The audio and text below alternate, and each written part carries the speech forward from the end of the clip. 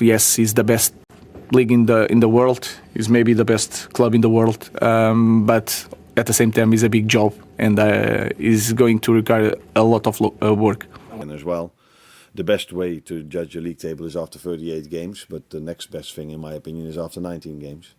And let's see where we are then.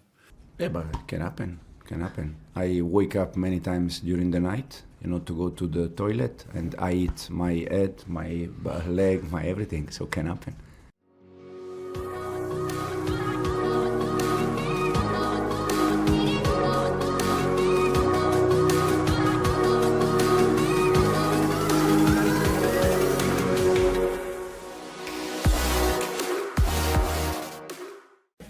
Really good. Okay, those three. Arne, probably going to have to ask you about transfer speculation and potential to bring in a centre-half in January. How likely are you to bring in a centre-half, whether it's Mark Gay or anyone else? This was one of the questions I didn't expect. Talking about signings in the winter break, I think there are so many games to be played before that. And in the position we are in, it's the last thing that's on my mind. Maybe not on Richard's, but it's the last thing on my mind. So it's not a topic at all for me at the moment. We have at this moment of time 3 centre backs, where with Joe Gomez included, of course, and maybe Ryan and Wata, who can play in that position. So maybe you are not aware of it yet, but we have other positions at the moment where which is a bit more of an issue. In terms of results then, how perfect do you feel you have to be if you are to retain the title now? No, I think I've said many times already that at this moment of time we're not even thinking or talking about it. Actually, we didn't do this last season as well when we were top of the league. It's just about the next game.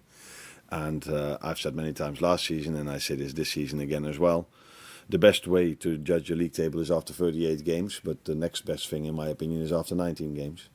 And let's see where we are then.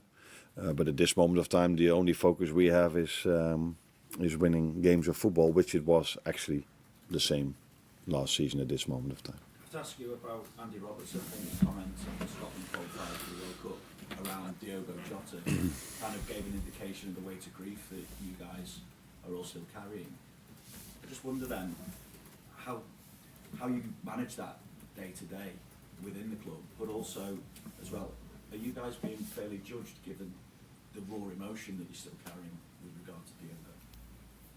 No, I think we're always judged, sometimes fair, sometimes unfair. But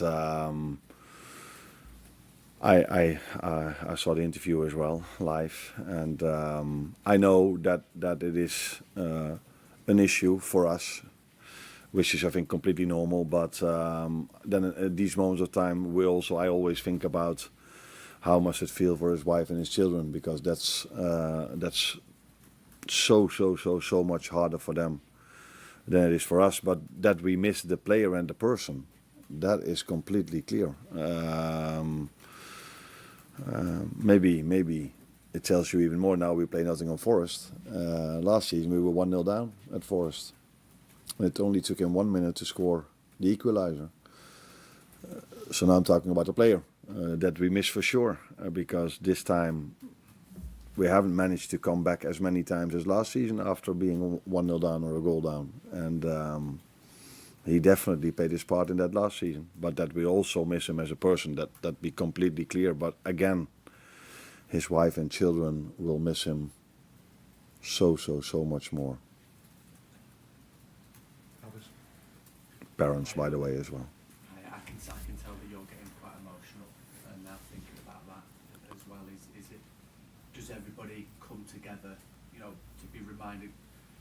I know you don't want ever to forget Diogo, but it's that constant reminder. Is that something that is good for everyone to spur them on, or are there some other parts with that?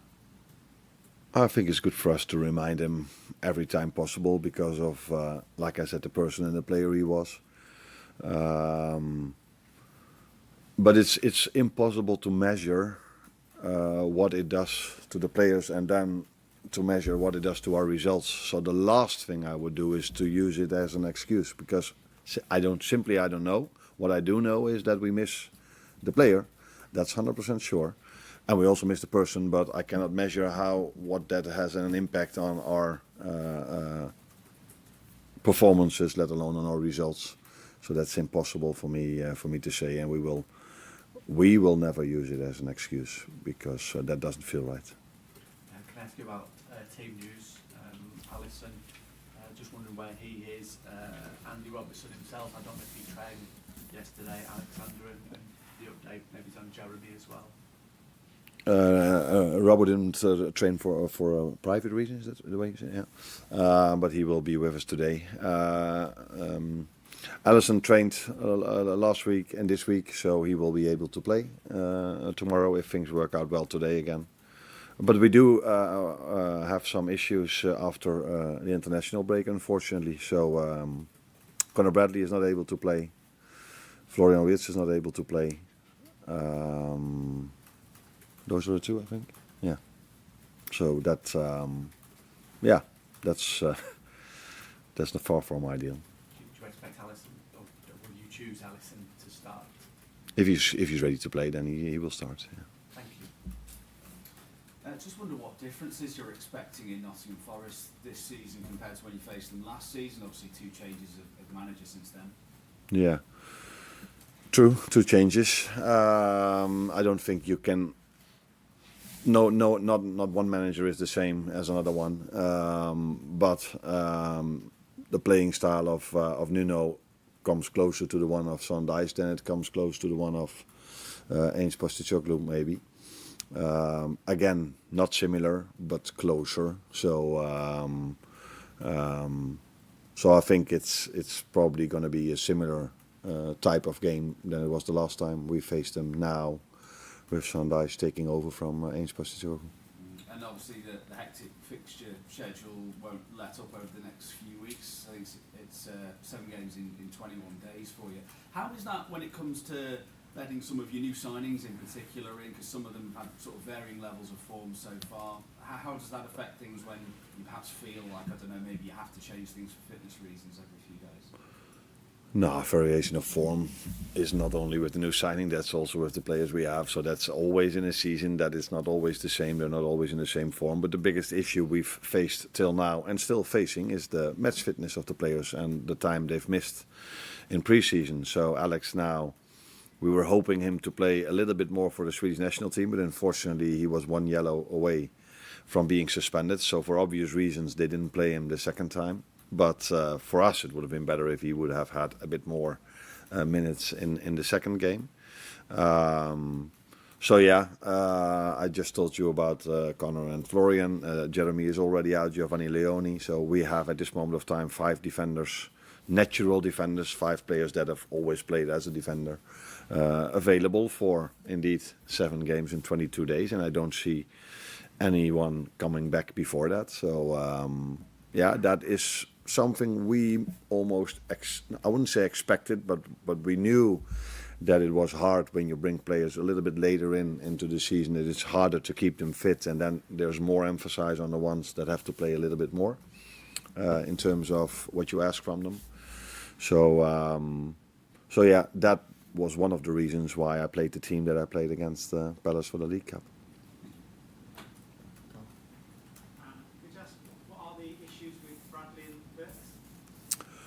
Both muscle issues. I don't expect Conor to be part of the upcoming 22 days. Maybe in the end, but not in the upcoming 22 days. Unless something as a miracle happens, which I don't expect. Florian should be able maybe to play after. Depends on how things work, but that shouldn't have to be that long. But Jeremy is out just as long. He's not probably going to be available in the upcoming 2-3 weeks as well. So it's going to be interesting who all of you want to see as a right fullback in the upcoming weeks. Next question, yeah, is the issue of right back, because you've played Szoboszlai there, but he's doing so well for you in the middle. He's doing so well in every position. Yeah, that's true. He's played really well as a fullback. Played really well as a As a midfielder, Curtis Jones played there last season as well. Joe Gomez can play there, but Joe Gomez has played, I think if I'm correct, 2 times 90 minutes throughout the whole 2025 year. So if we want to keep him available longer, it's maybe a bit of a risk to play him 7 times in 22 days. He missed out on a training session yesterday, by the way, as well, but we are expecting him to train today. So yeah, challenging, but the good thing is that we have still enough good players available, and maybe one of them or 2 of them have to play in positions they usually don't do. But yeah, that's what we have to accept. Hi Arne. You've spoken a lot about the ability of the benefits of playing with the lead, and a big part of that is making a fast start. In comparison to last season, Liverpool haven't made as many fast starts. I think it's only once in 17 games that we'll score in the first half an hour of a game compared to 22 times just in the league last season. What do you think that's down to, and how do you think you can get that back? I wasn't aware of that stat, although I am aware that we mostly go 1-0 down instead of 1-0 up recently. I cannot give you an explanation for that at this moment of time. I maybe need a little bit more time to think about it, but it does have an impact on a game because, I said many times that City deserved the lead in the first half completely, but it does make a big difference if you go 1-1 into half time. And then when a goal is disallowed, how did he exactly say it? For not unreasonable reasons. And then 2 seconds later you're 2-0 down. So yeah, goals have a lot of impact on games. That's for sure. So yeah, but I cannot give you an explanation why it is actually at this moment of time. James? Arne, just on Dominic, which has been so important for you so far this season. You had that kind of hammer blow disappointment being away with Hungary. Have you had to kind of lift his spirits this week to try and make sure it doesn't have a knock-on effect? No, we did talk about it. We spoke not only with him, also with Milos, because for the both of them it was, of course, a very big disappointment being so close to playoff games, and then going out in the extra time, which was fair because I checked it. I was curious to see if there would have been a substitution in that 5 minutes, but I think there were 2. So the referee was in this situation right that he added some extra time.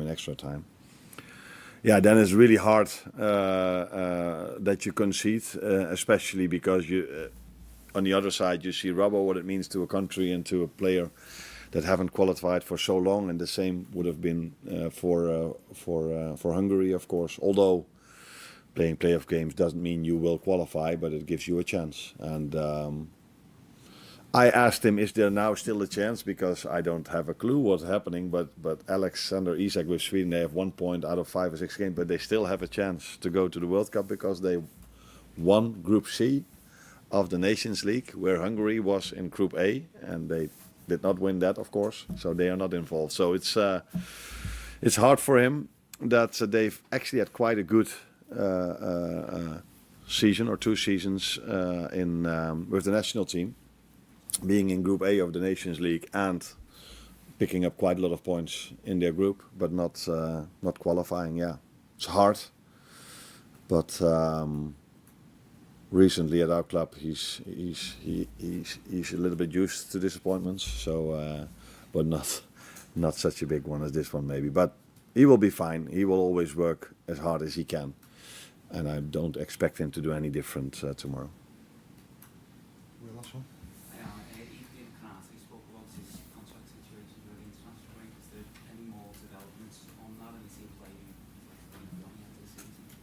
I couldn't hear you very good. Did he talk about it or?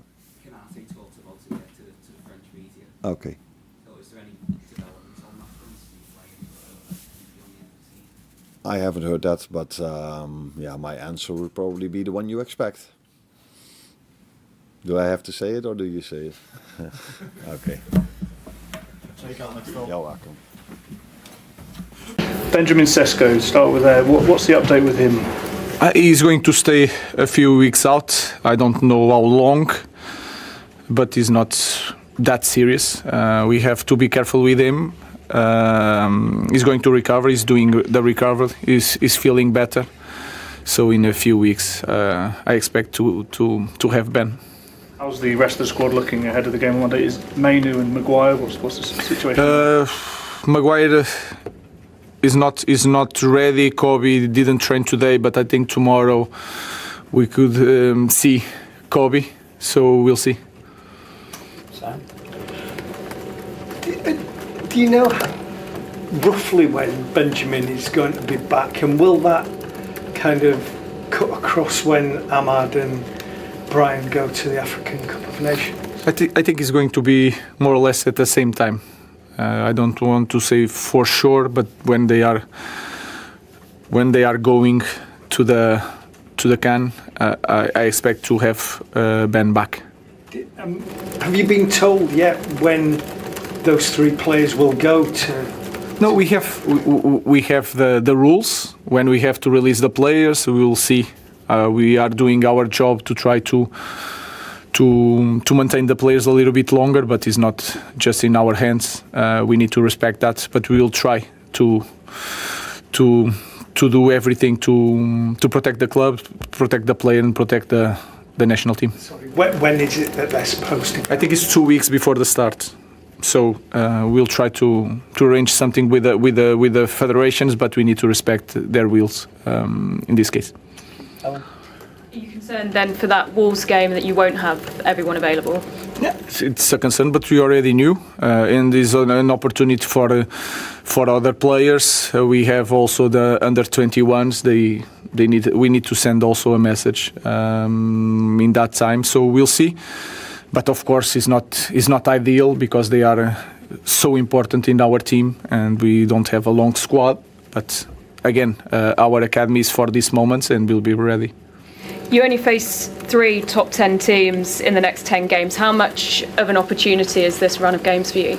It doesn't matter. In our league, it doesn't matter. The table, it doesn't matter. Everything is so tight that is irrelevant. And if you know the history of our team, you never know where is the difficult game. So that is completely relevant in Premier League. Afternoon, Ruben.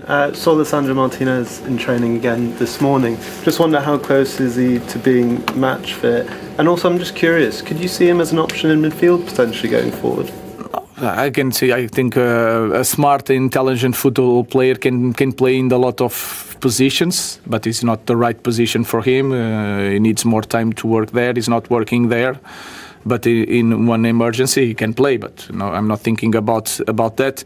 I feel that Lecce is becoming close to be ready to play. Of course, we need to be careful. He's going to struggle in the first minutes, but he's clearly in the better position if you compare 2 weeks ago. I just wanted to ask you about another player in his position. In terms of Luke Shaw, when the likes of Mazraoui and Ahmad go away for AFCON, do you see Luke Shaw as a possibility to play left wing back? He's mostly played as centre back for you. He can play there. Of course, is the load that a player does in that position is a little bit different. And if you are doing that in a daily basis, it is more prepared to do that position. But of course, he can play there. He's a smart player and is fit in the moment, so I think he's an option.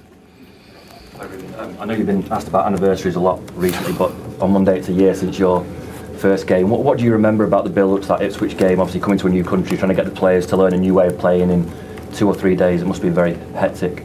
Yeah, there was everything really fast.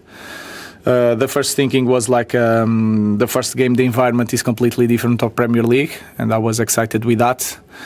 Right away, I knew that we will struggle in some things, but was that feeling of yes, he's the best league in the world, is maybe the best club in the world, but at the same time, it's a big job and is going to require a lot of work. And when you look back at what you saw on the pitch at Portman Road a year ago compared to what you would expect to see at Old Trafford on Monday, there must be massive differences in what how the team are playing, the way they behave? Yeah, I think we are showing that, but the important thing is that doesn't matter what we did in the recent games. We cannot forget that we start in that point. We suffered a lot last year, so we have to take that in account and to play every game like it's the last one or the first one. But of course, if you ask me, I expect a team with more control, more dominant, playing a better football, and the most important thing, more competitive in every way. Okay, move on to the second. Just on from that, I was looking at your first Premier League game charge was against Arsenal, the famous 2-0. There's many current Arsenal players on your teams that were the Arsenal team days. You had Norgard and Raya, and they had Saka and Ben White. Shows you the turnover. So there was the 4 players that day. Okay. And 2 of them are now traitors and moved to the wrong club. Yeah. I guess when you look back at that game, which obviously was a really sort of had lift-off for you for the Premier League in that match against Arsenal, how far do you feel you've come as manager, and how much do you feel Arteta has compared to the team you faced there? I think Arteta is a good manager. I think he's one of the managers you respect all the phases of the game, which I always said in that aspect. As you say, that was a special game. It was his first game in the Premier League. Is a day I'll never forget, because that's, we started for every Brentford fans was unique, and of course that's 4 years ago, a little bit more than 4 years ago. So definitely learned a lot in the last 4 years about the different teams, about myself, what you do, but when I can say I had a decent experience before that. So it's a small, as I say, always adding layers. That's with the team, with myself. That's a little bit adding layer to communication, a little bit add layer to the leadership, a little bit add layer to small tactical tweaks, because I believe that I have clear principles, but constantly develop them a little bit and tweak them a little bit. That's probably the learning. You referenced the goal you scored in that game from the long throw the other day, which was set pieces. Rasmus Ankersen was really happy because he's all about long throws. I mean, when you were talking about that, you spoke about how the bigger clubs, with respect to taking on the focus on set pieces, and Arsenal was really one of those. Do you think that day that was a big moment for them, watching them you score that goal against them? Arsenal? Oh, I don't know. I've seen Arteta being quoted for him always being interested in it for a long time. So that I don't know. But I'm pretty sure that the bits we've done at Brentford inspired a lot of clubs to focus even more on set pieces. And it is quite interesting that this year I go from Brentford to Tottenham. The spike in focus on set pieces for all the teams, like even more especially in long throws, it's like crazy. It seems like everyone are very, very focused on it, which we should be. It's a third of our goals. So why not be very good in that phase and very good in high pressure, and we need to be good in many phases. And just lastly, 2 things. One, is Archie Gray actually able to play if he trained? Yeah, he should be able to play, yeah. And for Colomboani playing with the mask, what kind of challenge was that pose for him? Hopefully none. He trained with it the last 4 sessions. So yeah, he looks fine. He can move. That's fine. Yeah. Hi. We talk about Arteta's time Arteta's had and him making Arsenal into challenges. When you talk about taking 4 years or whatever, he has also spent a ton of money. And it strikes me that the real turning point was when they spent 100 million on Declan Rice. It seemed to take them to a different level. Your predecessor, Ange, said that Tottenham, in his view, would never spend £100 million on a player. Obviously, it was a different setup then. So now, knowing the setup now, do you see a day where Tottenham could spend £100 million on a player? In the next 50 years, then yes. That's a good question. I think there's a lot. It's very evident that every successful club, not for 1 year, but like not only a dynasty, but you know, over years, let's say 5, 6, 7 years, to build that, you need a combination of time and do the processes over time. So get, depending on where the team come from, so, of course, so you go from here, you need to go here, take a little bit longer time. If you're here, then you maybe can do a little bit quicker. But to stay up there is still very difficult. So time and process for everyone involved. And then, of course, always need an investment. In football, you need to invest. If you want to have success, you need to invest in players. Hopefully do it cleverly, and we want to do it smart, so we don't invest too much and on the wrong players and all that, but you need to invest. 100 million, I don't know. Let's see. I don't think we are close to spend 100, let me put it that way, but I don't know. But let's see what will happen in the future. And to actually catch Arsenal, to get onto that level consistently of Arsenal, whether it's 100 million or not, and you've sort of answered that, but you will have to spend a lot of money, won't you? You can only do so much. I mean, it's there for everyone to see. You have to spend that money. Yeah, I think I'm a big believer that we need to develop the players, and we have. And I think if we do that, it's about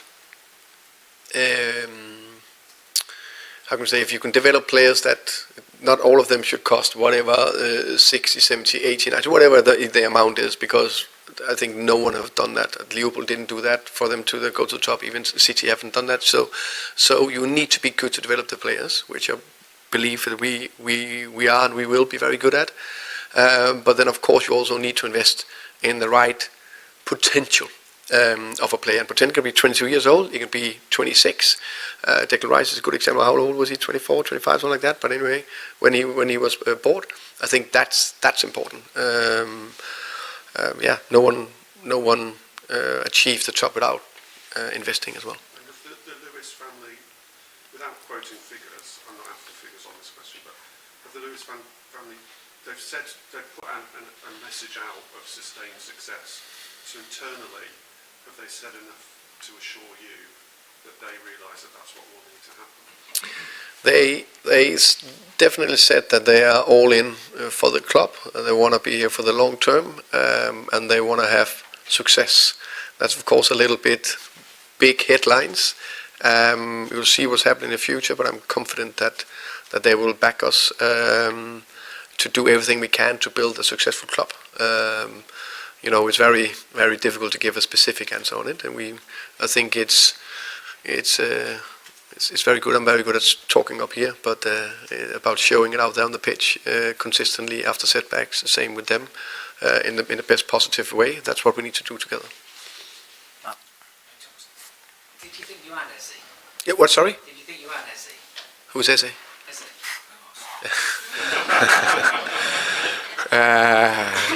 Very good player. He plays for Arsenal, a team we want to beat on Sunday. Was there a point there when you thought he was going to be a Spurs player? I think I've said before, I'd really like to speak about players that are here, and the other two I will speak about is Messi and Ronaldo. I need to find 2 other players when they're retiring in a year or two. What do you think Arsenal? Do you think Arsenal are better than they were last year? If so, what do you think they're doing better? What has made them the best team in the Premier League over this first phase of the season? I think we don't want to praise them too much, Arsenal in general, but also we need to. We can't hide or look away from right now.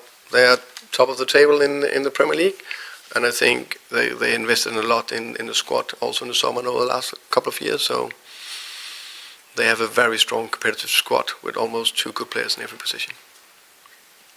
Matt. You spoke before the Super Cup, gives you a kind of sort of special operation for that match. Is it almost impossible to do something like that for this match, coming straight off an international break when you probably only had a training session? Yeah, I think that game was special in many ways. It was one game, one winner, one loser, not a draw, nothing. Against the best team in the world, PSG, and we've been together for 6 weeks. So that was a special operation, definitely. We've spoken a lot about Tottenham's injuries this season. Are you jealous in a way of of Arsenal's squad depth? Because Gabriel's out, and you look at who they could bring in. Could be Nkapie, Mascara, I think it's. I said before, I'm happy with my squad. I think it's two clubs on two different journeys. I hate to say it, but a little bit ahead of us. But we know that's one thing. But in one game, 100% sure we'll be very competitive, and of course we can win on Sunday. And then of course we know in general squad depth is good and important. But I'm not really looking at other teams. I'm just looking at my team there. If I have a player out, that's what I'm focusing on. I need to have another one to replace a position. Can I just ask about Don? I think you said at the time he had a small procedure. Is there a chance that he needs something more significant, more surgery? That I'm pretty sure he doesn't need. Yeah. Is he currently training at all on the grass by himself? We are very aware of how we do things. So when do we really push and when do we not push? So now we are in a place where we think it'll go forward, and then we'll take from there. Okay, and John, please. Just to get back to the set pieces, you said you educated both coaches. Yeah. Very different coaches. Yeah. Of course, it was, I would say, educated work with them. Very big potential, both of them as coaches. I think both of them are very curious. Both of them want to learn. Both of them want to develop constantly. How can I say? Studying the game of set pieces. So in that way, they are quite the same mindset in many ways. Trying to find a way how can you improve set pieces to hurt the opponents, corners, wide free kicks. So in that sense, they were similar. They have the one is Swedish and the other is French, so a little bit different temper. But besides that, nothing. Do they see themselves as direct rivals in this battle, like artillery pieces? That's a good. Work out what each other's going to Yeah, no, that's a part. Is like, of course, Mikel and I, with our coaching staff, will have a battle. How can we, get the upper hand, and it'll be the same with Andreas and Nicholas. Is that like being management this season? To be like a bit like a medieval warlord, sieging the opposition? I definitely think that the game has got more and more tactical, and there's more and more tweaks to the game that I think is hugely important. But I think desire, determination, energy is equally important. Do you see yourself as a pioneer of this? Of what? For making sure that you get everything out of set pieces. Because Mikel said quite recently it's been 10 years in Yeah. Yeah, of course, I've read that as well. So I would say I would give the credit to Brentford because, of course, I was aware of set pieces. As I gave that example with my under 12 team in Frederiksberg back in '98. I did a little routine there, but that's not like the same that I was the pioneer of it. I think where I really took a focus jump was with Brentford, so they deserve the praise. Okay. They were very good at playing football, but that game we made 2 routines and we won 2-0, so that's good. Cool. Yeah. Thank you. Thank you, guys. Is probably not available for tomorrow for sure, Barcelona for sure, Arsenal for sure. Unfortunately, he had an accident at home 2 days ago, and his toe, yeah. And yeah, so but it's nothing important, but for sure he's not back next week. Sorry, he hit his toe Yeah. at home. Yeah, Any more details? I think it's enough. It's enough.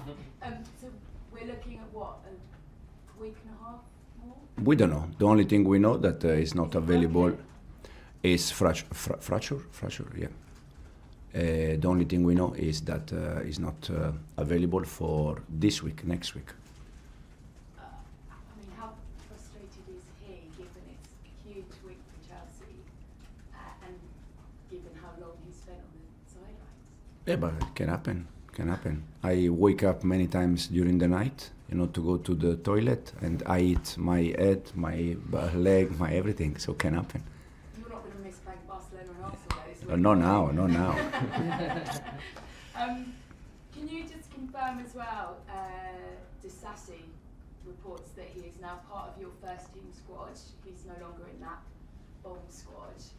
Is that the case? And if so, what's he done to earn his place back? And can you just clarify if Sterling is still just the only one, I guess, by himself now?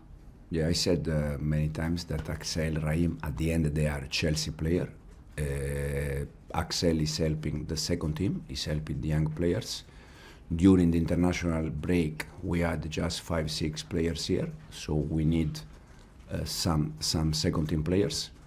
And Axel was part of some session with the second team players, but I think it was just one session with us.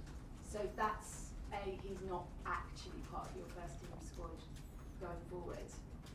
At the moment, he's helping second team, he's working with second team, and he's there with second team. So that's a no then? It's Chelsea player and it's with second team. Okay. And in terms of Sterling, he's still absolutely out of the picture? Raheem again is Chelsea player and is in the same situation. Okay. Can you just talk to us about Jorgensen as well? I mean, clearly Denmark aren't at a World Cup yet, but there were reports coming out from their camp saying that if they are to make it, then he needs a bit more game time. Has he spoken to you about the prospect of maybe looking for a move in January if Denmark are to be part of the World Cup? I spoke with Philip at the beginning of the season, and I didn't speak with Philip in the last days about that. I think all the players that they don't play a lot or they don't used to play, they would like to get more minutes, more games. It's completely normal, but I didn't speak with Philip. Just finally, how's Estevao this week? Because he was a bit cold and it was about 7 degrees. Has he got his thermals on, snood, gloves, heated socks? Yeah, it was. No, he's Did back. He to Burnley at 12:30. He's back from international team where he scored 2 goals. He's very happy, and we are very happy with him. Thank you, Gail. Soraya? Good morning. Morning. I want to talk about Malo Gusto. His 99th appearance could be tomorrow. Every time he started, you've won 6 games in the Premier League, and he's had a great international break with France. This season, every time he said. Last season? Yeah, a bit different. You don't know, huh? He's played wide, full-back, midfield. We've spoken previously about that when he ends up in the 10 positions. There's been some criticism on that, but your patience has paid off. He's clearly learning. Is this the vision you always thought? Because he seems to be in a quite consistent form right now. Absolutely, yes. We said many times that for us, Malo is main player in the way we want to play.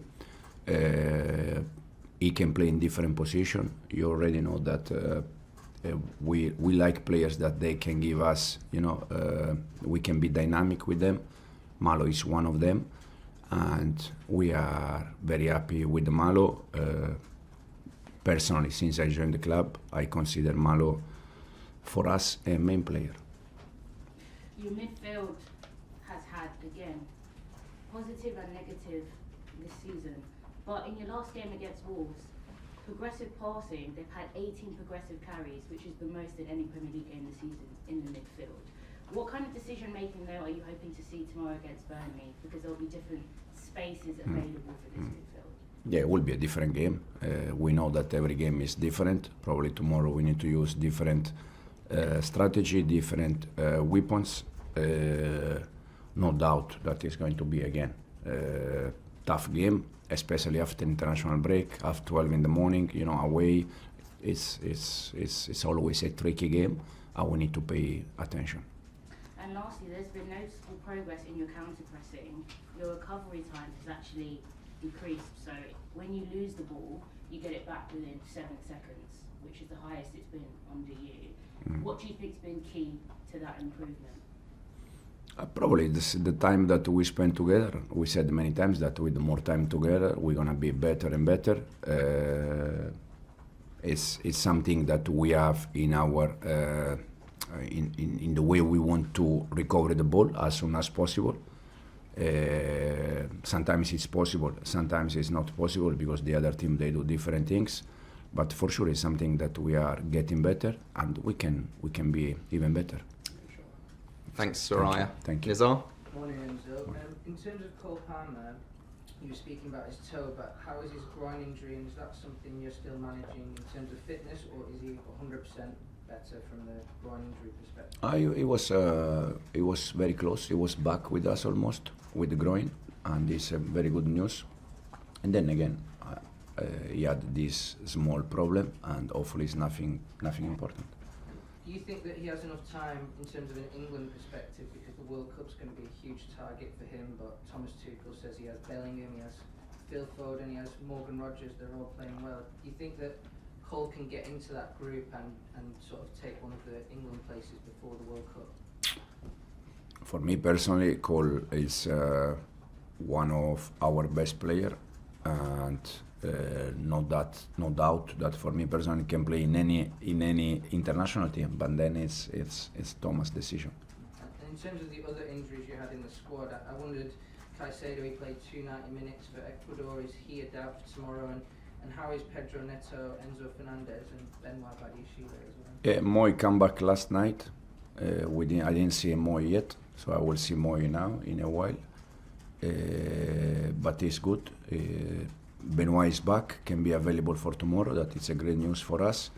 And then Enzo Pedro, they used the international break to recover a little bit the energy, also to recover from the injury, the problems they had, and they are both available for tomorrow. Thanks, Nizar. Simon? So I was just posted that on social media. Enzo, is Cole wearing a protective boot, or is he just sort of putting his foot up, or how's he been looked after? The last time I saw him was yesterday morning, and he was without socks, without flip-flop. He was without nothing. So I don't know how he's today, to be honest. I didn't see him I see him in the changing room. He was limping around. He was limping. No, not too much. No, he was walking okay. The problem is that it's the small toe, so the contact with the boots probably can be a little bit painful. And is the one sort of bright side that you can think about is that I know you've always said Chelsea are better with Cole, obviously. No doubt. But since Cole's been out, Chelsea have climbed to third in the table and done pretty well without him. So that means that you might think that you can cope. Absolutely not. I'm not thinking that. No, I don't think that. I think that the teammates, they are better player with Cole playing. I feel much better when Cole is inside the pitch, and we all want Cole inside the pitch. In the same time, when Cole is not in the pitch, we need to find solution. And the team is doing fantastic. Is doing very well. Also, I think for any manager, it's nice when you miss player, but at the end the team still play in the way we want to play. It's good. But again, we are better team with Cole. Thanks, Simon. And we'll finish with Davido. Obviously, before the international break, the team seems to grow. You have Burnley now, then Barcelona, then another big game in the Premier League. What are you most happy about the growth of your team since the beginning of the season? Probably deal with different problem has been important because everyone is talking about Cole because it's normal, but also we had Liam Delap 2 months out. These small problems, Moy, Enzo, Pedro. I said many times, in the way I like to play as a manager, our best defender in build-up, Levi Colwill, out since day one. So it's not just Cole. It's Cole, it's Levi, it's Liam, it's Enzo out, Pedro out, Moy out. So the way the team is deal with problems, is very good. I'm pretty sure you think the team needs to grow a little bit more to go to the goals you wanna reach at the end of the season. What do you expect in this next few games? So important games against Barcelona, one of the best teams in Europe, one of the best teams in the Premier League coming next Sunday. Just try to continue to play in the way we want to play. As you said, for sure they are big team. But I was also happy with the performance against Bayern Munich, even if I was not happy with the result. But to go there against a team that in the last 5, 6, 7 years they always play semi-final, final, quarter-final, and to go there and play, face to face. For moment of the game, we were quite good. So I want just to see the team in that way, with the personality, and also the belief that we can. I think we show already that we can beat any team, and also we can lose against any team. Good afternoon, Mikel. Good afternoon. Could we just start off with any clarity you can give us on Gabriel and how serious that injury is? Yeah, Gabi unfortunately picked up an injury with the Brazilian national team, and he's going to be out for weeks. Is that? Can you give us any more clarity? No, we need to have another scan. I think it's next Wednesday, and we'll have the timeline probably much more clear than we have at the moment. It's clearly a blow, but have you ever felt more comfortable about the players that you can actually bring in and the options that you have when you have injuries like this? Yeah, it's clearly a blow because it's our leader in our backline, and to missing obviously is never a positive thing. The good thing, as you mentioned, is that we have very good options, and people have to stand up now and do the job. Riccardo Calafiori missed the Italy games. Is he okay? Yeah, he missed it. He wasn't available. He's been carrying a few things, and we have to bring him back. And he hasn't trained yet, so tomorrow we have another training session and see how he is. What chance the other injuries that you've had in Gyökeres, Martinelli, and the other longer-term ones in Jesus, Havertz, Madueke, and have I missed anyone there? So, yeah, we put a lot of energy during the international break with all the medical staff as well to try to bring them as quick as possible. So tomorrow we have another training session, see how some of them are feeling, whether it's a bit too close to bring them in this game or we feel that they can have a contribution in the game. So tomorrow we'll have more clarity. So there is a possibility some of them could be in the squad? Yeah, well, I'm hopeful that we can make another step tomorrow, but certainly I cannot tell you. And you can tell us the names of those? No.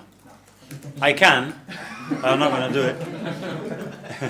I know you've spoken about the North London derby before, but I mean, you've managed the North London derby, you've played in some of the most ferocious derbies in world football. What makes this one so unique, so special for you?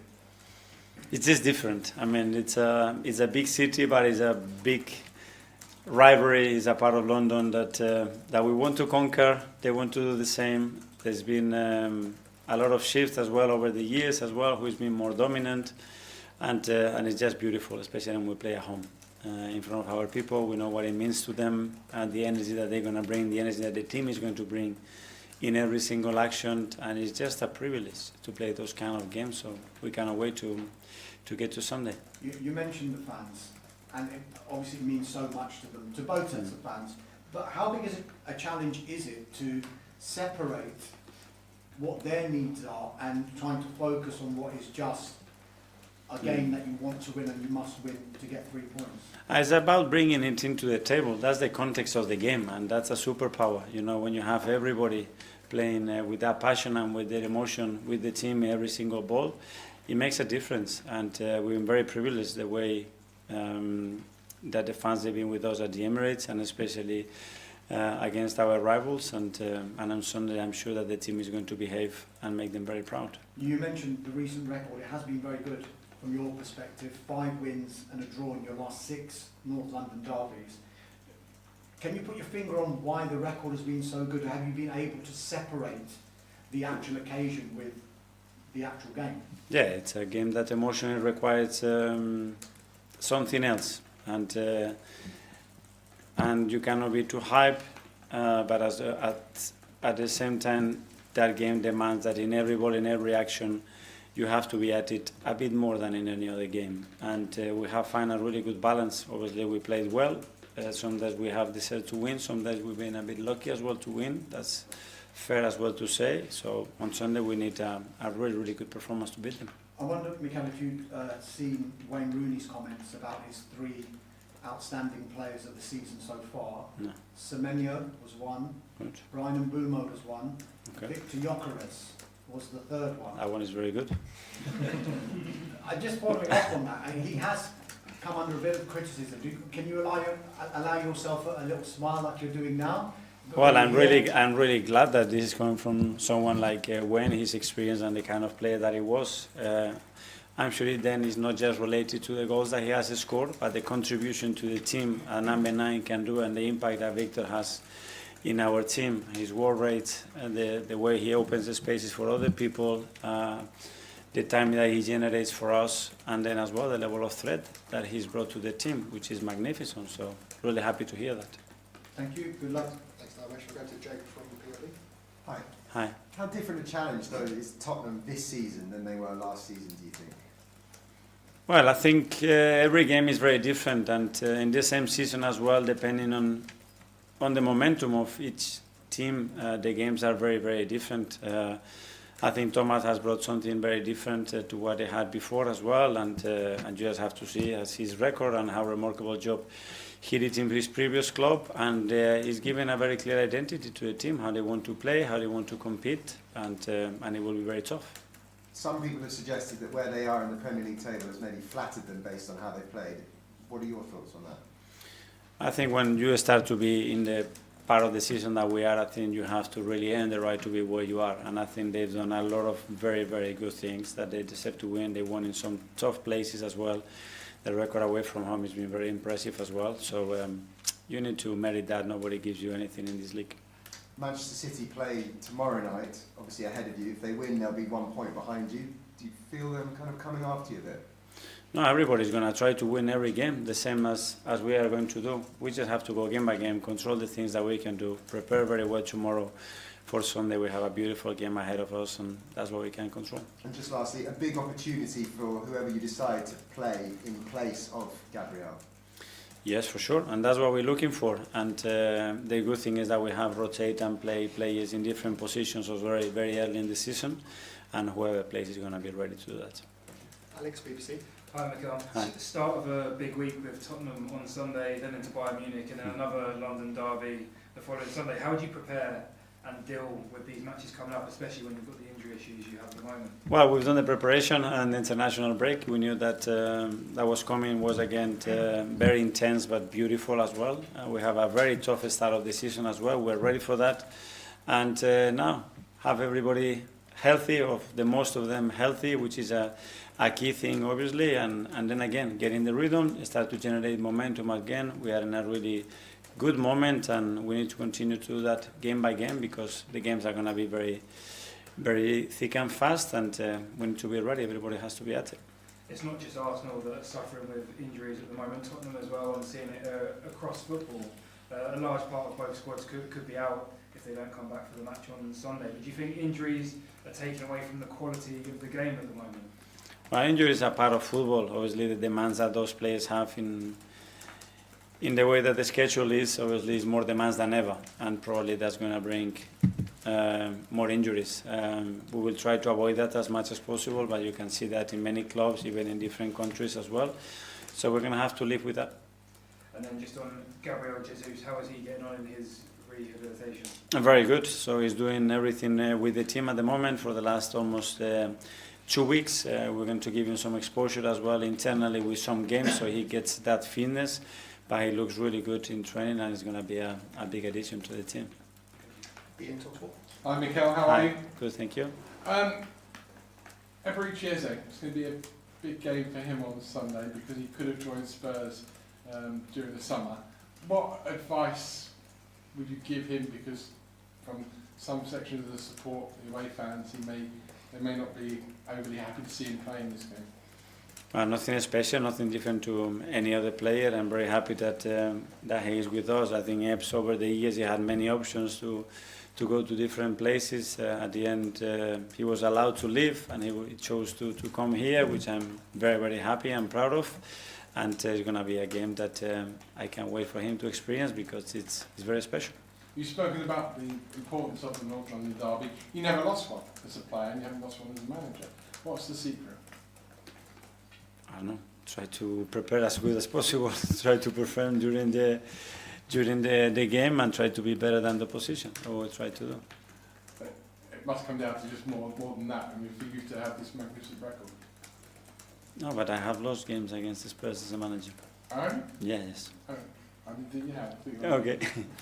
Bukayo Saka, reports he's going to be offered a new contract. We were talking to him about a new contract. How important is it for you that he signs up because he joined the club as a 9-year-old, could become a player who stays at one club for his career? Well, what I'm very aware of is that he wants to continue with us, that he's very happy, that he's in the place that he wants to continue to be and achieve everything that we want to achieve together. And then when that happens and how it happens, I leave that to Andre and the club to figure out. And lastly, this now is a period of 4 months before international break again. So largely this next period of 25, 30 odd games, whatever it is going to define your season.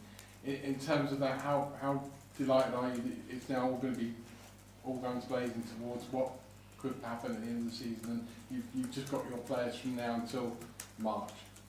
Well, we have a lot of work to do till that point. Again, go game by game, put the focus in the present, the things that we can do and we can control, try to improve every single day, try to be a better team. We'll have different periods playing different kind of oppositions. We'll have different resources available as well in the team.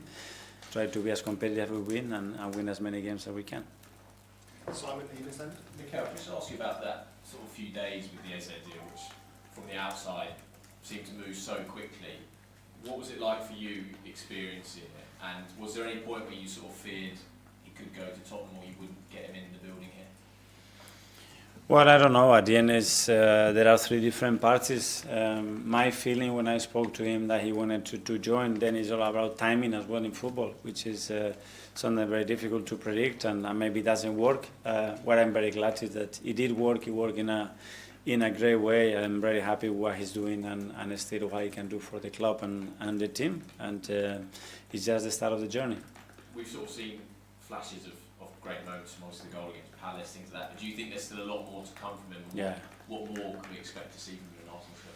A lot, because those relationships have to build, and creative players need to understand that, because it's all about as well connections, about timing, and him really flowing. And he's playing a different position. The more he's a bit settled in one of the positions and start to interact with players a bit more friendly, which he's doing at the moment, his natural talent will come out and he will have even a bigger impact in the team.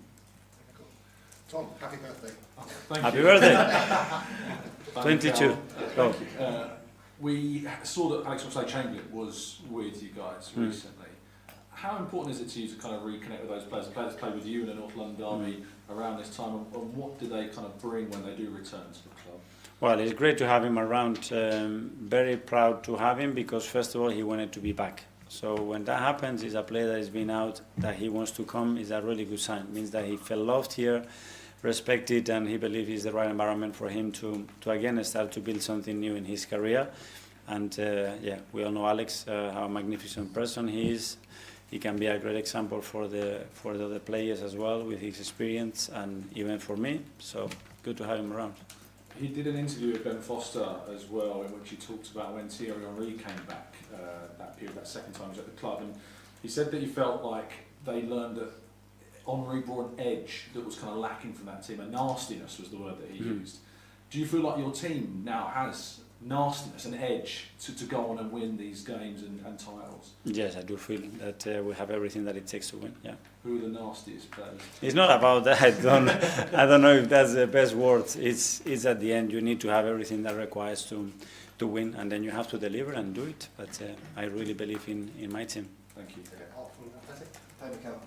Just on Calafiore, is it to do with his loan? Because I think this season he's played very consistently. He's been available for every Premier League game. Compare that to last season. It's obviously a much kind of stronger fitness record. So is it more about managing him throughout these kind of moments? Yeah, he's been dealing with a little issue, and he played. Then we as well rest him and take that load because of that. And when he got into the last game and had to try with the national team, they were very understanding of that issue, and that's when they allowed him to come back. And with Martin Ødegaard, I was just wondering, before he got injured against West Ham, I think he was roaming around the pitch a little bit more than usual. So that's a lot then. Yeah, but at points he was very central, at points he was on the left. And I was just wondering, is that something you'd like to see again when he's back fit? Yeah, we have new players, and new players create new connection, create new ways of attacking, especially, and we need to let that flourish, you know. And we are learning a lot from them, and where they feel comfortable, how they can do that in the most efficient way. And when he's back in the team, I'm sure that we'll be able to do other things as well. James, CBS. Hi, Mikel. Just specifically on the 6 players that were injured before the international break, when we spoke to you from Sunderland, you were quite optimistic on their recoveries. At the moment, are you more optimistic than them, same level, or less optimistic? I am, but it's the final stage, and now is when there is contact around them, when they have to be pushed into very unpredictable things that they haven't done. And yeah, I think they're going to be with us soon. I don't know if Sunday is going to be too soon. With replacing Gabriel, one of the great strengths you had was that pairing of Gabriel and Saliba and the consistency that offered to the team around them.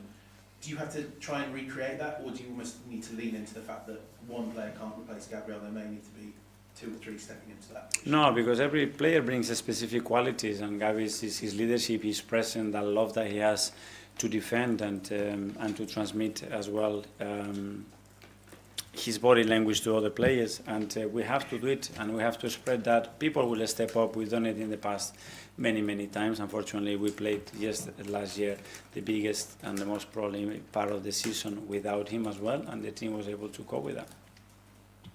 Okay, last couple in the AS Live. We'll first go to Pablo from AS. Hi, Mikel. Hi. This week, Quique Sánchez-Flores, former Watford manager, he recognized in an interview that he was quite sad this summer when he saw Zubimendi leaving Real Sociedad to come to Arsenal because of the Spanish league losing its talent. But he also said that Arsenal made a really big step forward to fight for trophies because of Zubimendi's signing. He also, Zubimendi scored in this international break with Spain. How high do you rate him in the level of best midfielders in the world right now?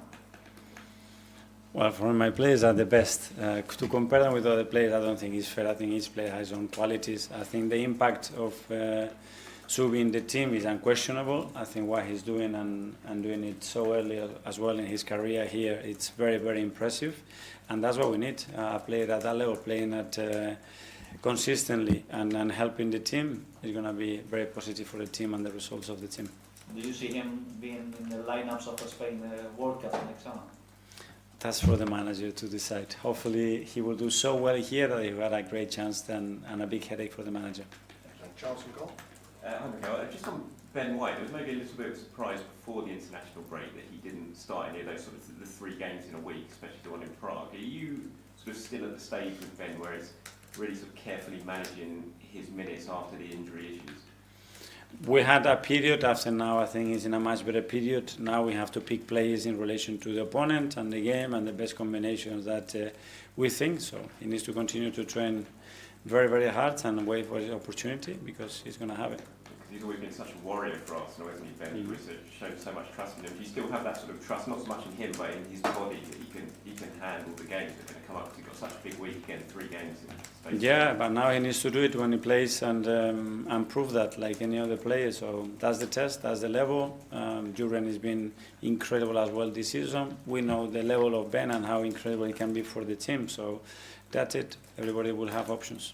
Just very quickly, just on Kieran Tierney during international break, still so loved here by the fans. I mean, he had such a special moment for Scotland. What was your thoughts when you saw that goal? I'm sure you absolutely loved the moment he had. Well, very happy for him and very happy for all the Scottish people as well, because I lived there for 2 years and I have an amazing experience and I fall in love with their passion and how they treat people. So I'm very happy for the country. Okay, guys, that finishes the As Live, and I'll go to 10. Morning, Pep. Back in Premier League action at Newcastle, they maybe have underperformed a little bit this season, but do you still see this as a major test? Top team. I never see the table when we analyze opponents. Top team. Have been one of the toughest players in the last years and have been a good games. The atmosphere is Champions League team, so and they're doing really well. So, but we're ready again for a new challenge. Can I ask you about Donnarumma? For these big away games in particular, does it give you confidence knowing that you've got someone of his calibre and experience behind you? We have an incredible two keepers, with Gigi and James. I'm really impressed with James Trafford, how developed since left in the academy here, how grew up in the previous seasons, especially in Barley, with Bini and Scott Parker and Gigi. You know, always I said, when you start with 70 years old playing with Milan, AC Milan, is because you are something special. So all the players are qualified for the World Cup, and hopefully the last one, Gigi, can do it. With all respect for the opponents we have, North Ireland, Wales or Bosnia, hopefully then they can qualify. But does his experience in particular help, though, in these particular games? Yeah, experience. Always, if you learn what happened in your life, you have more experience. But that doesn't mean you're going to do well. Or, you know, I have a lot of players with incredible experience, with 30, 34, 35, and doing mistakes. So, as much you are ready for the game you have to play, that's enough. Hi, Pep. How do you think Gianluigi has sort of adapted to the relentless nature and the physicality of the Premier League since he came in? Quite well. In terms of physicality, I don't know, is someone more physical than him. So, yeah, adapt quite well. I think so. Need time, but yeah, I think the team evolved well lately and help everyone to help the keepers and the keepers to strike us. And in terms of title races, you've been in many of them over the years, so you've experienced all kinds of different scenarios. How important are those little swings in momentum, like the last fixture where you beat the champions and Arsenal slip up on the same weekend? Can those moments have a really big bearing over the course of the season? Well, the truth is a team as strong as Arsenal it is in the last seasons, not just this season. I guess so impeccable in many things. So the feeling that I had in the past when we fought incredibly against Liverpool, I had the feeling that we'll not drop much points, and if they can take a lot of distance, it will be difficult to catch up with what's similar like Liverpool last season. And after that, you play. I had that moment, experience we have in our careers, and we take advantage for 9, 10, 12 points. You play that games more easy when nothing wrong happen if you drop points, no? And the other ones from behind have to put incredible pressure, and that's why when the distance is too big, it's more difficult. But at the same time, we are in November, and in November, in this league, nothing defined. So what happened in February, March, be careful. But now start the season really, right? So there is two parts of the season. Is when the transfer window is over in summer, and after when international break is over. And now international break is done. So now we'll be until March. See each other every 3 days, 4 days, 3 days, 4 days game. So now it's the real season start now. And the important is to be there, to be close there. And after that, arrive at the end of the season with the chance that we can fight it. That is the target. And of course, winning tomorrow will be an important step for us. Hi, Pep. Can I just ask what's the latest on Rodri, and is there any other injury concerns for the weekend? Everybody's fit except Kova and Rodri. Rodri's making the steps good, so it's already almost 3 weeks since had the last little bit step back. And yeah, we'll give. He knows that. He had to take the real time to recover fine, recover well mentally and especially physical in his problems that he had, and to to be consistent until from now on until the end. Hi Pep. The statistics show that your side have run more kilometres. Manchester City have run more kilometres than any other Premier League side this season. What's that down to, and does it show that the hard work is starting to pay off? I don't know it's good, that. I don't know it's good. Normally when we run less it's because the move run more and we play better. But that is good. Last season was not the case, and have a good spirit without the ball, and of course we need that. That is good. So that means that people is focused, want to do it, and make always an extra effort. And you have players with incredible physicality, especially Phil and a lot of people in the middle. That's good. And just on Bernardo, you had high praise for him after the Liverpool game, saying he's always there, he's always been there for you. Of all the great players that you've had in your career, where would you rank him and all he's achieved? There. Top, high. One of the best. Yeah, in terms of many things, can do everything. I've noticed no more prolific to score goals. I never done. It's not the most in assists. Never have done. But he gives us, or he gives himself something that is, maybe it's not in the stats, maybe it's not the data, but give you a lot of things that is incredibly valuable for the team, for win games. It's mentality and many, many things. So absolutely one of the best players I ever trained in my career. Pep, can I ask you about the international break? Did you get away? Did you get a break at all? How you were excited for it? I was not here, definitely not. I left. Always I left, yeah. You feel recharged? And always, yeah. And how about the players? Nico O'Reilly obviously has given himself a real chance of going to the World Cup with England, impressed again. What have you made of his development, particularly in that role? Because, as we know, when he came through the academy, he was a much more attacking player. Yeah. No, happy for him. Hopefully he can continue, be humble. Hopefully he cannot be confused. You're normally at that age sometimes when you reach maybe the highest level, play with your country, with the national team. Hopefully can be stable and absolutely delight, for academy, for all the people who work with him, for the academy from Man City, the little boy, for all the managers, the scouts, and all the people who is involved in his development, reach, the national team. For me, is a big compliment for him. I don't know if you saw Wayne Rooney picked his top 3 players of the Premier League so far. He went for Semenyo and Mbeumo and Gyökeres. So no Man City players, but I suppose no Erling Haaland either. I mean, This made it fun. You think he's right? Absolutely. It's your opinion, everybody. You would choose another one, right? I might choose Erling Haaland. You choose another one. Are you right? It doesn't matter. So when you decide that, I'm more than fine. Come on. It's not a big issue, a big problem. On Erling, another 4 goals for Norway. They're going to the first World Cup since 1998.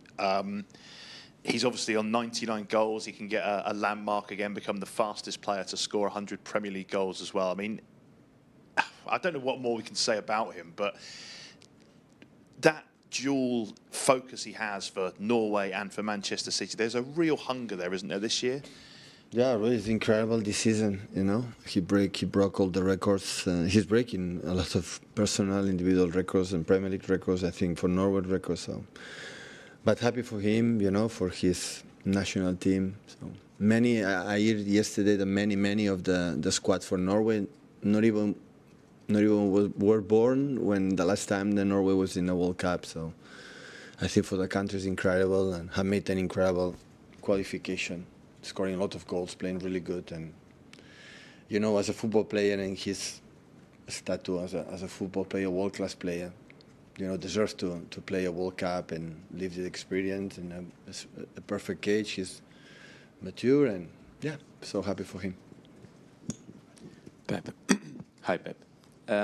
You just said that the real season starts now because it's been stop and start because of the international breaks. Do you like the idea that might be in place from next season onwards, of just having one bigger break instead of 3 small pauses in the beginning of the season? I don't know.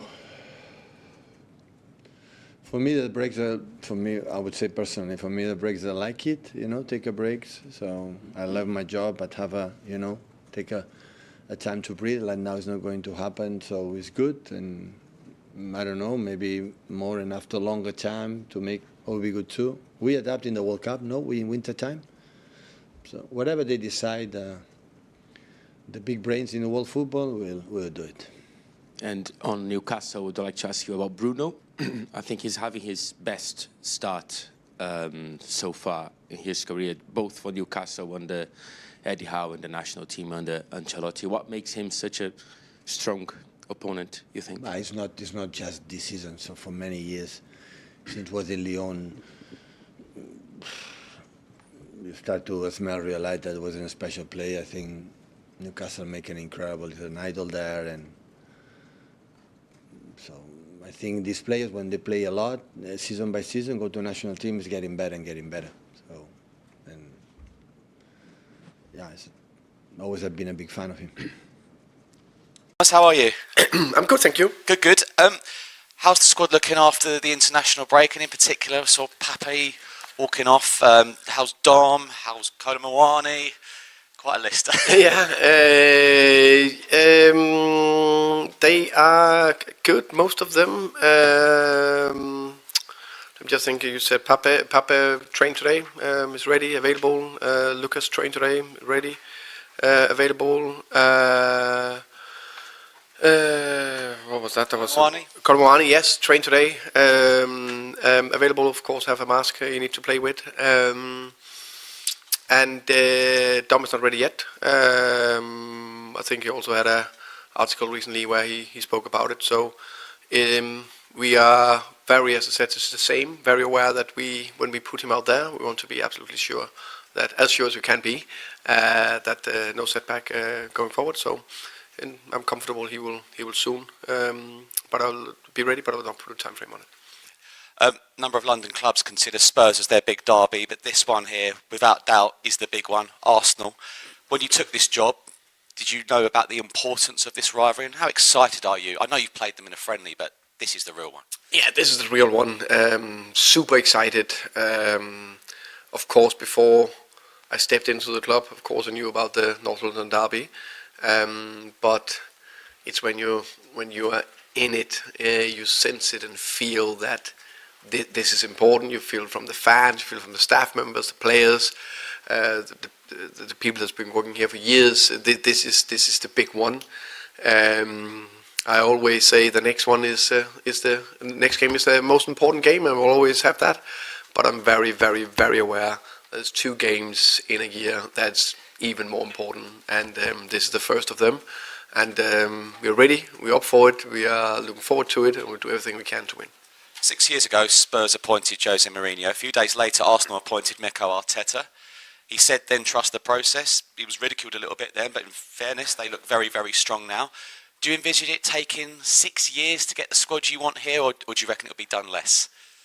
I think it's a good example that of a club that have stick, I can say, to the process and stick to. I would say it's not only. I know it's Mikel in charge, me in charge, but it's so many more people working, but sticking to what we believe in over a longer period.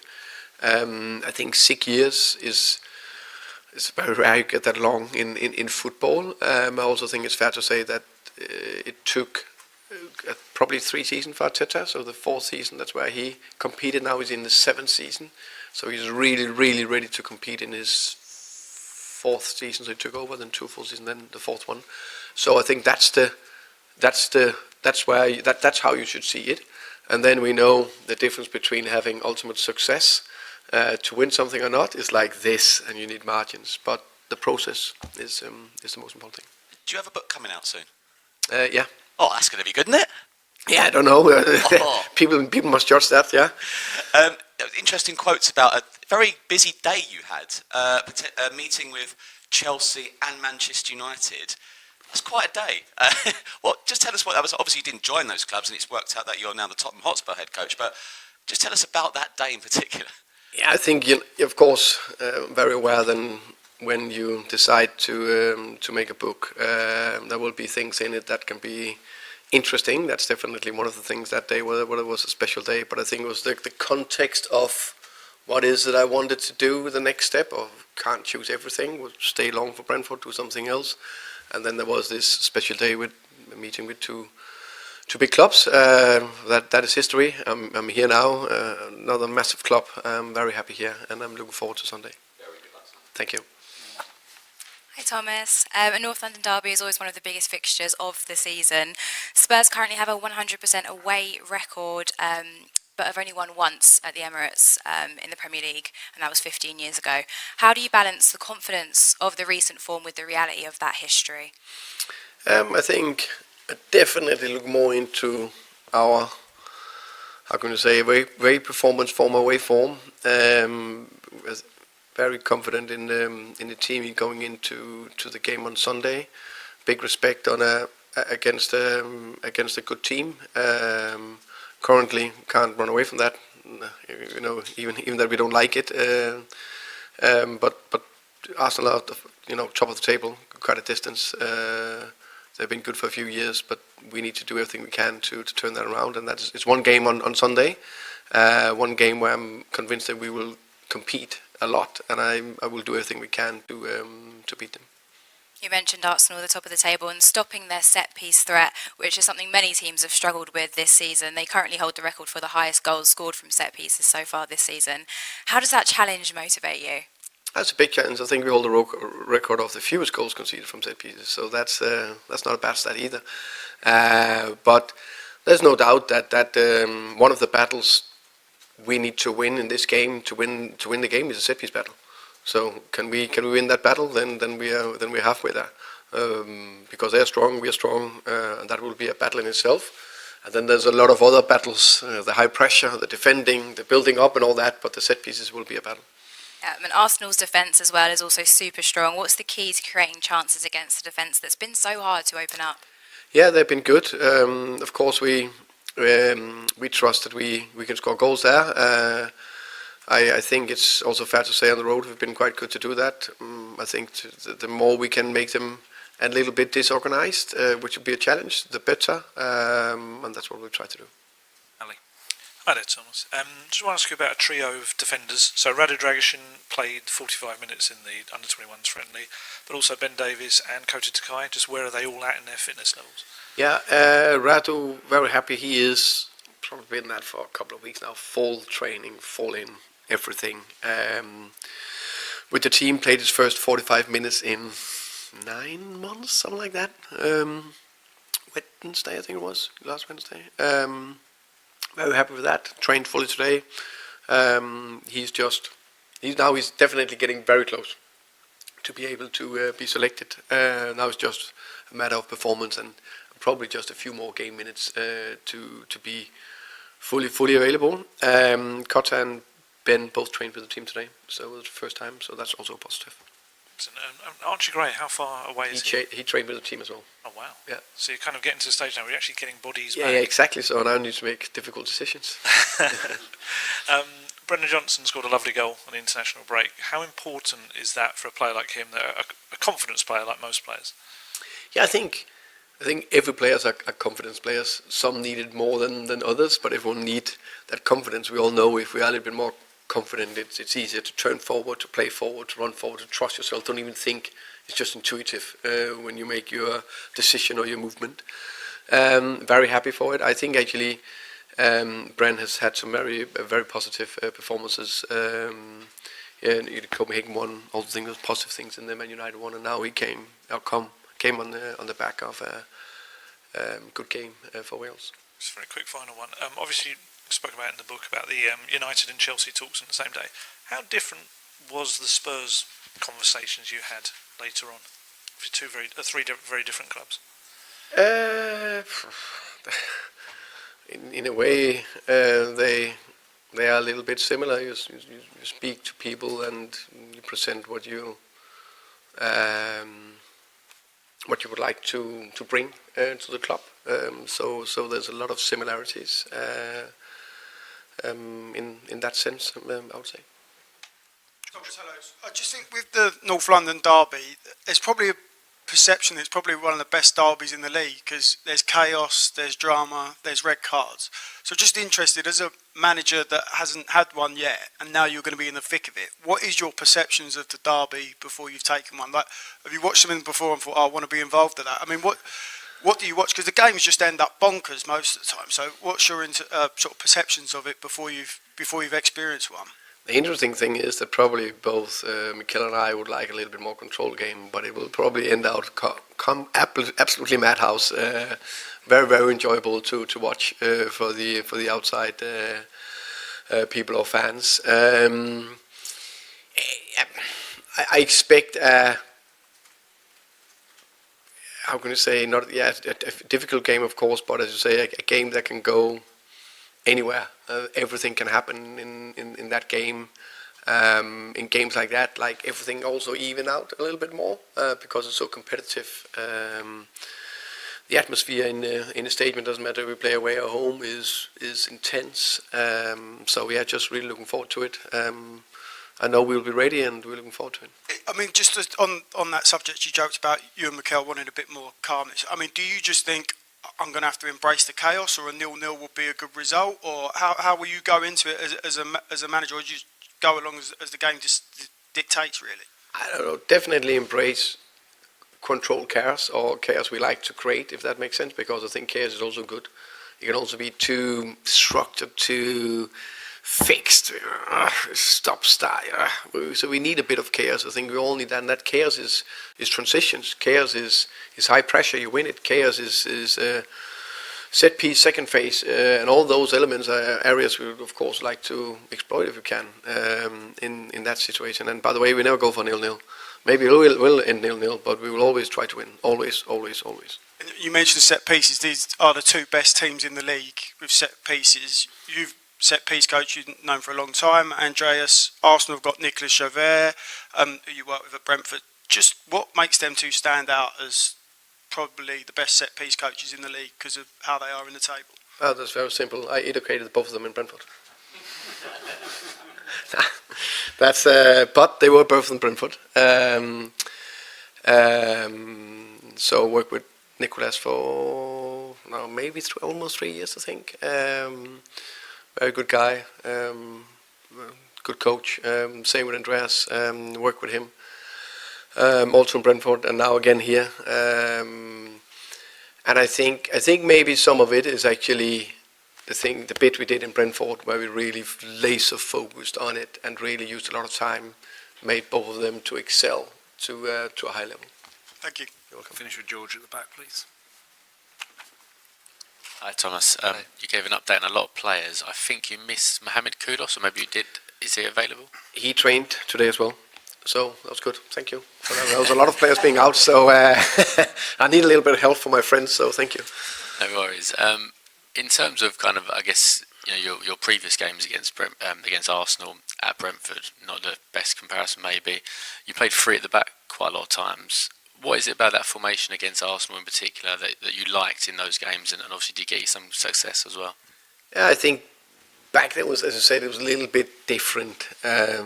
What I did in the first 3 years in the Premier League with Brentford was more or less as a go-to. I played a 3-5-2 against the top 6 teams, but I actually changed that the last year to play more 4-2-3-1 like we do now. So there's not, it's not as especially against Arsenal, it was against Liverpool, City and Tottenham. And in terms of kind of speaking to people this week, someone that knows Arsenal very well, Vinay Venkatesham, have you kind of sat down with him, sort of taken any nuggets from him that can maybe be of use on Sunday, or not really? No, not really. I have the biggest respect for Vinay. I think he's a top CEO in many ways, and of course when you are CEO in a football club, we're also speaking about football stuff, but Vinay is a clever guy, so you also know when not to speak about football or when to speak about football, and I think this is one of the moments. And just finally from it obviously took Mikel a lot of time, to get to this point now where Arsenal feel a real formidable force. It felt like in those early years he was almost as much trying to get results, also trying to make the squad his own, and he obviously has got rid of a lot of players.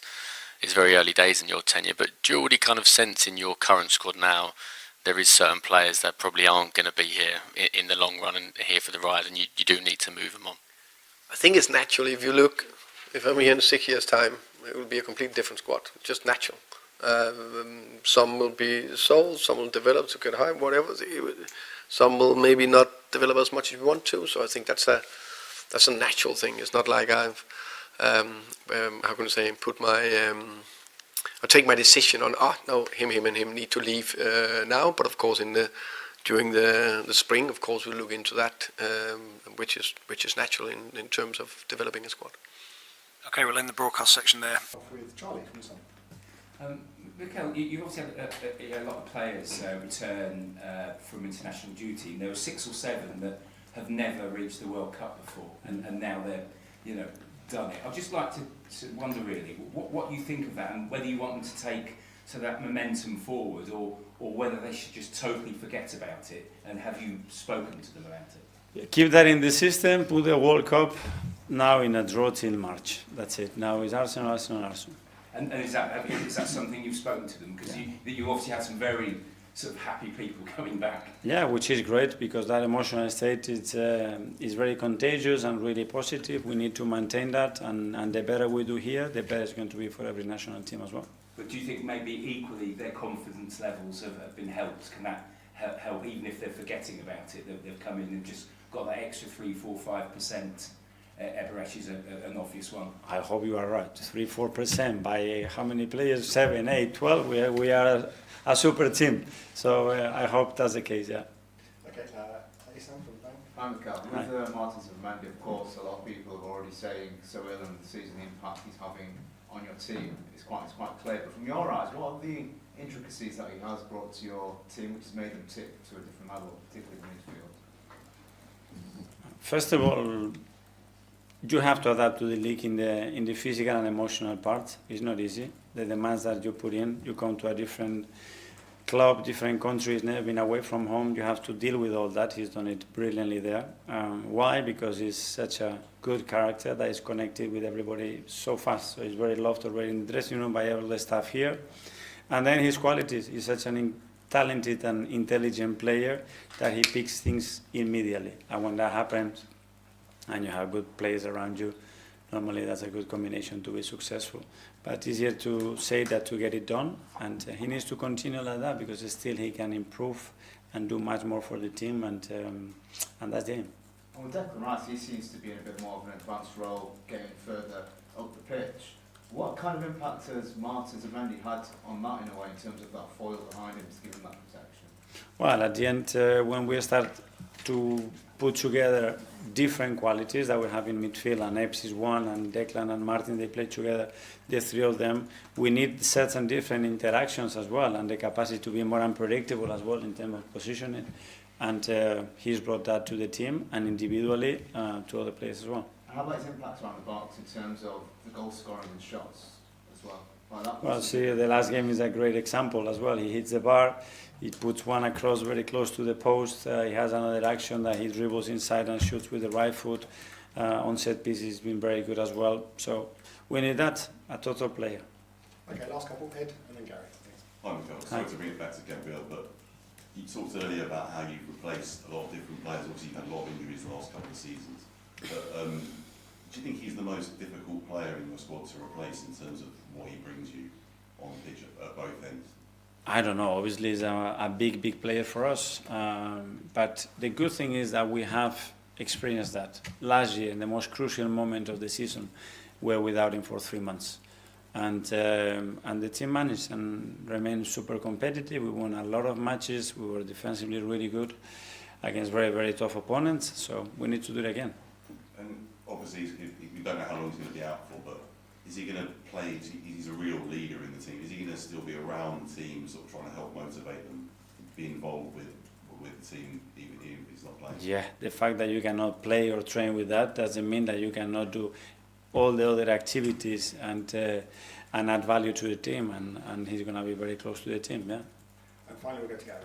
You seem quite relaxed on Bukayo, and in the past, obviously, the club has had some issues with players taking contracts quite into the last 2 years or even the last year. You seem very relaxed.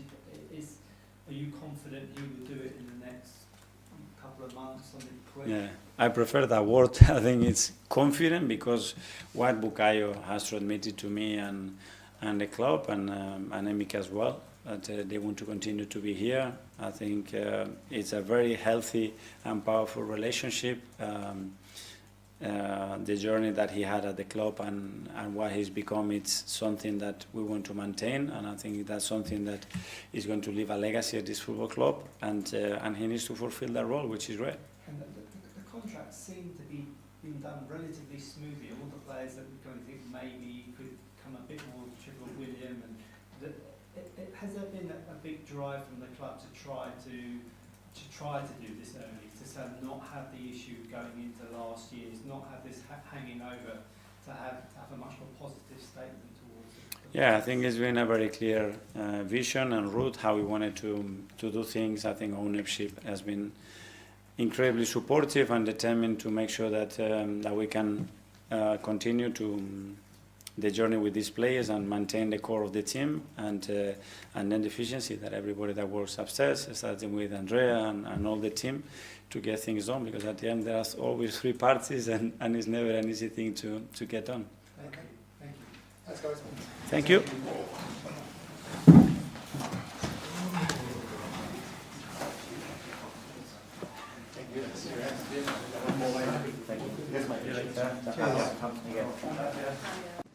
Hi, Pep. Going back to Erling, he can break Alan Shearer's record in the stadium that Alan Shearer used to grace. Would that be fitting, do you think?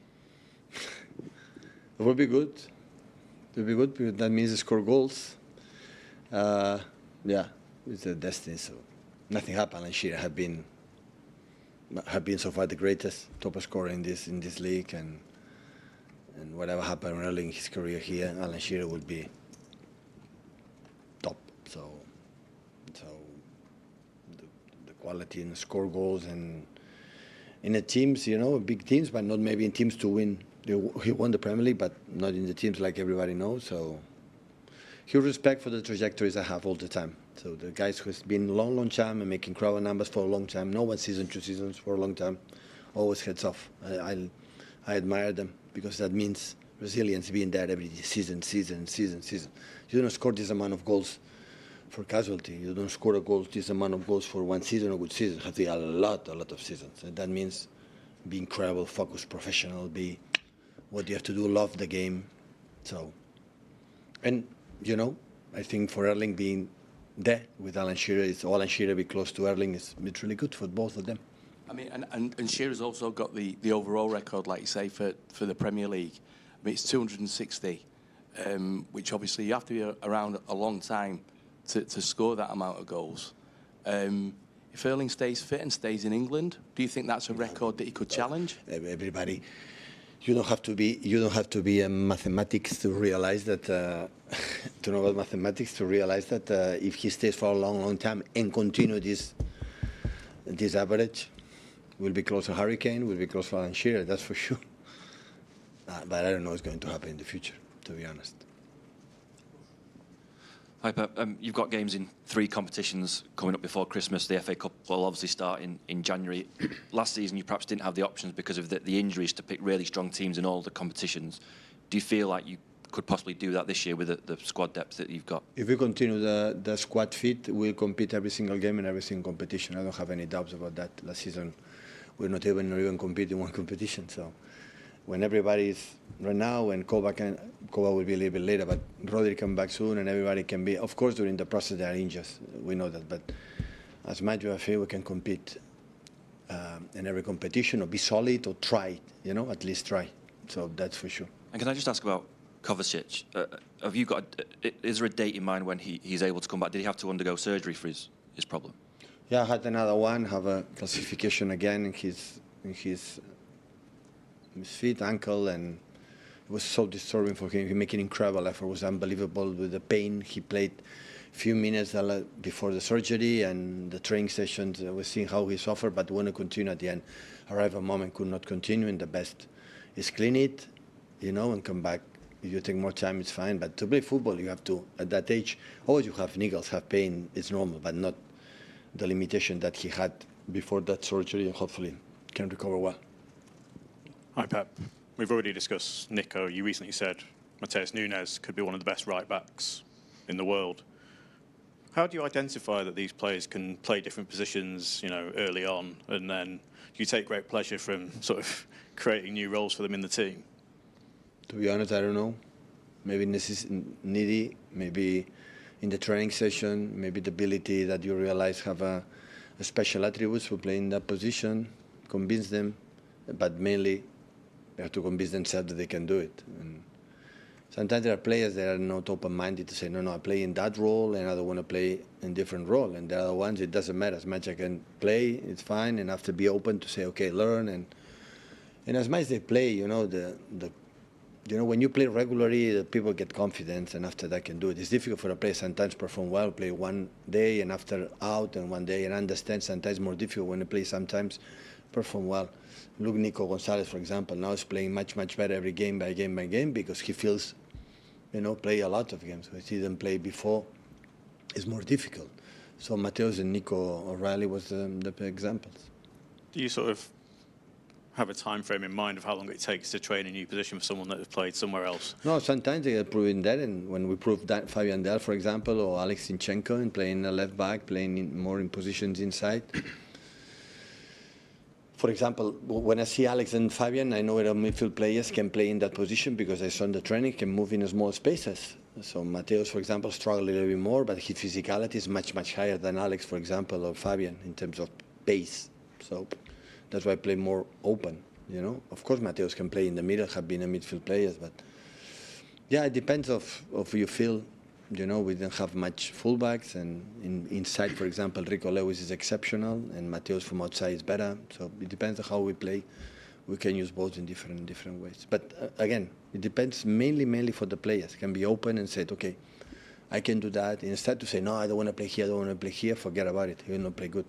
So always I give incredible credit for the players have the ability to say, okay, I can do it, and I can play that. Hi, Pep. Can I just ask about Oscar Bob? If he hadn't suffered that injury at the start of last season, he'd have probably played a lot of football and started a lot of games last season. As it is, he's back now and facing a lot of competition for his place and finding it hard to start games on a consistent basis. What does Oscar have to do to get in that team? Is it when you've had an injury like that as a young player, is it just about showing patience to... You said perfectly. Sometimes you have less minutes for the competition, for maybe we play a little bit different, or for the reason why, but I have a lot of incredible good opinion about him. He played the first 2-3 games, played good defensively, in the high pressing, in the intuition is extraordinary. And the moment he's freeing his mind and he do it, I know the last games with Norway played really, really good. We'll be in all World Cup. With Norway, I miss him last season a lot, and it's going to help us. And when he played really, really good. Do you think he's back? I mean, he was amazing in that pre-season of 2024. Do you think he's back to that level since the leg break? He will be back. But pre-season always pre-season is pre-season. Pre-season, everybody's fine. No pressure, and everybody play good in pre-season. I'm not saying for us, I say for everyone. Pre-season is not the issue.